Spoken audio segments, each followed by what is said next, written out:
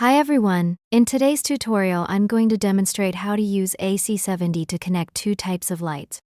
First, connect the controller and PC. Set up the network card according to the network port connection prompts on the side of the controller.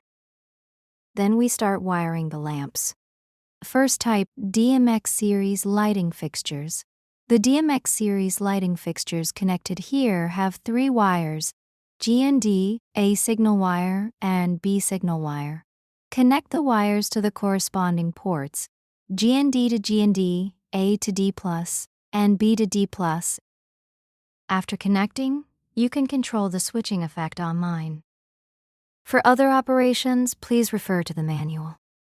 The second type, SPI series lighting fixtures.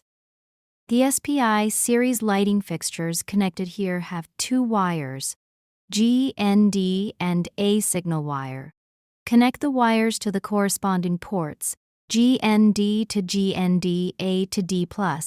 After connecting, you can control the switching effect online. For other operations, please refer to the manual.